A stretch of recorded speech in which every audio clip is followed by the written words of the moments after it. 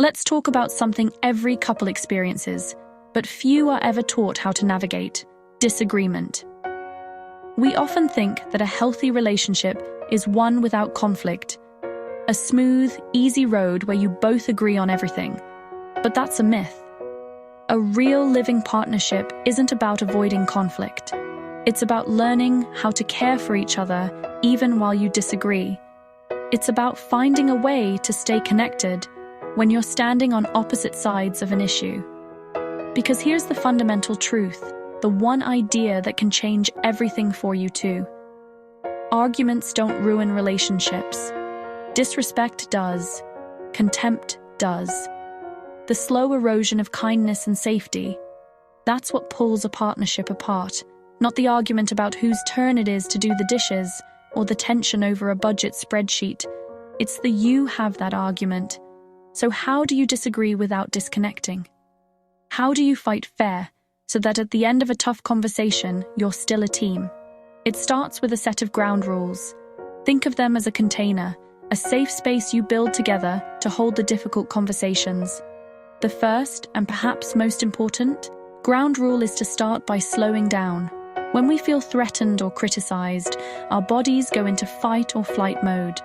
Our heart rate climbs, our breathing gets shallow, and the logical part of our brain starts to shut down.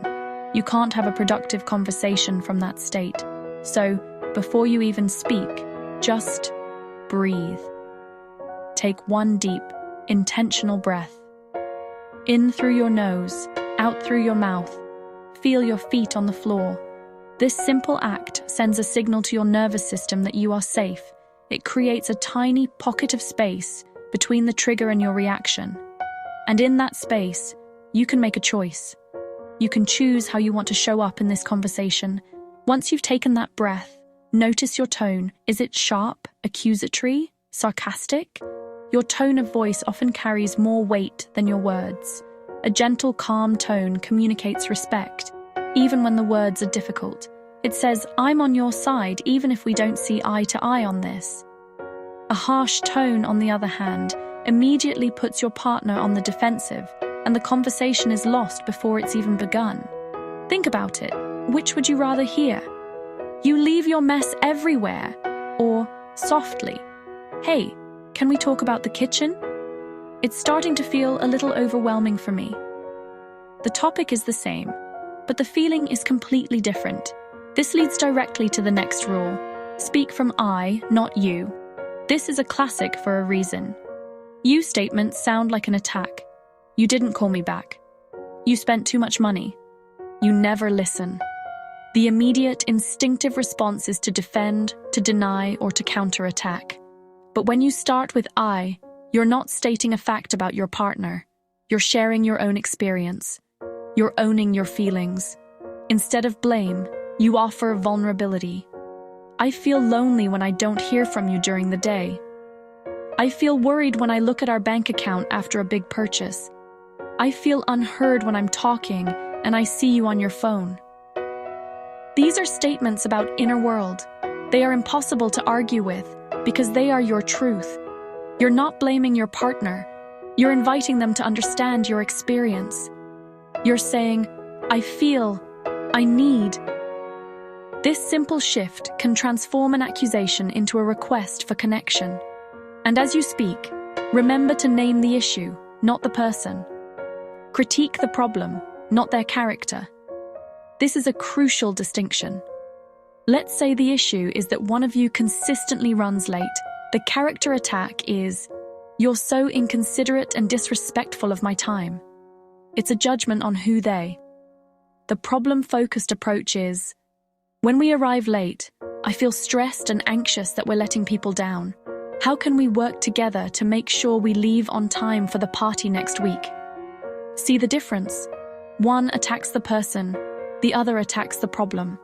One assigns blame, the other invites collaboration. You're framing it as us against the problem, not me against you. This keeps you on the same team. Now, for the other half of the equation, which is just as important, listen to understand, not to reply. So often in arguments, we're not truly listening. We're just waiting for our turn to talk, formulating our rebuttal, our defense, our counterpoint. True listening is an act of generosity. It's about setting aside your own agenda for a moment to truly enter your partner's world. Get curious. What are they feeling underneath their words? What is the story they are telling themselves about this situation? A powerful tool for this is to reflect back what you hear. After they've spoken, try saying, "So what you're saying is," and then summarize their point in your own words. For example, "So you're saying that when I work late without calling, it makes you feel like you're not a priority?" Then, and this is the key part, check if you got it right. Is that it? Did I understand that correctly? This does two amazing things. First, it makes your partner feel deeply heard and seen. Second, it ensures you're actually responding to what they said, not what they said. As you listen, practice validating their feelings, even when you disagree with their facts or their interpretation. Validation is not surrender, it's respect. It doesn't mean you agree with them, it simply means you accept that their feelings are real and valid. You can say, "I can see why you would feel that way." Or, "That sounds really frustrating." Or, "It makes sense that you're hurt." You are acknowledging their emotional reality without giving up your own perspective. Imagine your partner says, "I feel like I do all the housework around here." Your instinct might be to say, "That's not true, I did the laundry yesterday." That's defending the facts. But what if instead you validated the feeling first? "Wow, it sounds like you're feeling completely exhausted and unappreciated. That must be a heavy weight to carry." You can discuss the facts later. First, connect with the emotion.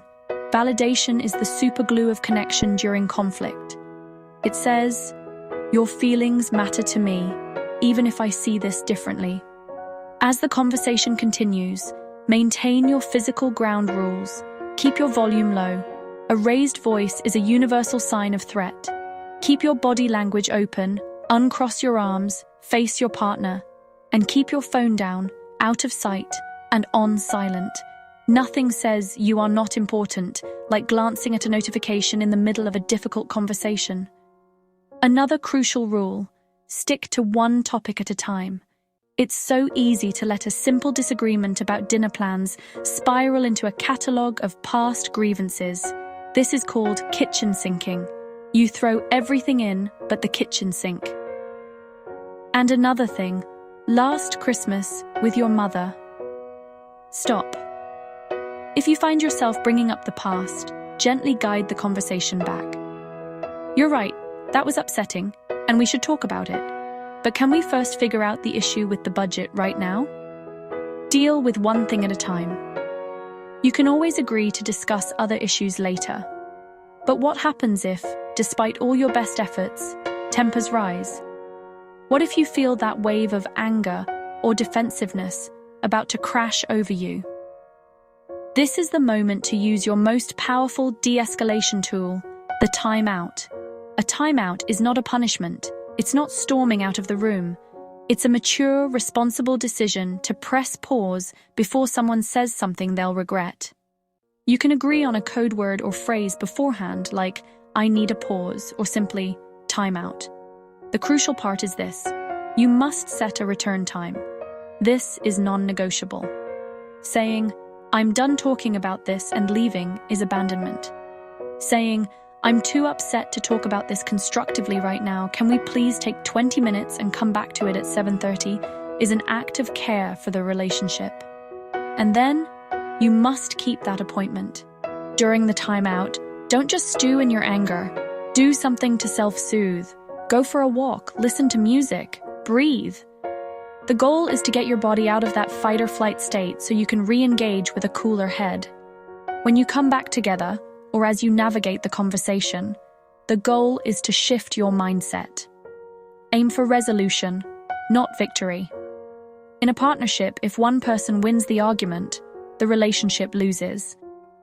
There's no trophy for being right if your partner feels defeated and small.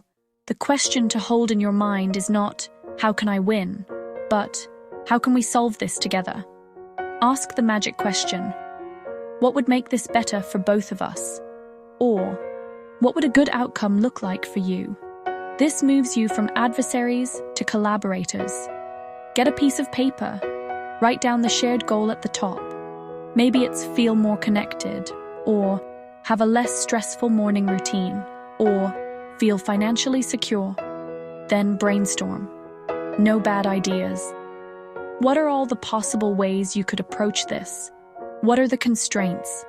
What's one small step you can agree to try this week? Finally, after every difficult conversation, you must end with repair. A repair attempt is any gesture that brings you back into connection. It can be small, it can be clumsy, but it is essential. It's the signal that says, we're okay, we survived that, we are still us. Repair can be a simple, heartfelt, thank you for talking that through with me. It can be a hug, a long, quiet hug where you can feel each other's breathing. It can be an apology, not for your feelings, but for how you might have delivered them. I'm sorry my tone was so sharp earlier. It can be a small act of service, like making your partner a cup of tea. Or it can be agreeing on a concrete next step, like scheduling a follow-up conversation, so the issue doesn't just fade away unresolved. The repair is what closes the loop. It reinforces that the conflict is temporary, but the connection is permanent. Remember, the goal is to fight the problem, not each other. These skills take practice. You won't get it right every time. There will be moments you forget the rules, you raise your voice, you say the you statement. That's okay. The goal isn't perfection, it's intention. It's the commitment to keep trying, to keep turning back towards each other. It's the shared agreement that your connection is more important than any single disagreement. So disagree, have the hard conversations, but do it with empathy, with respect, and with a toolkit that protects your bond. Disagree with empathy, so that no matter the outcome of the argument, love can always win.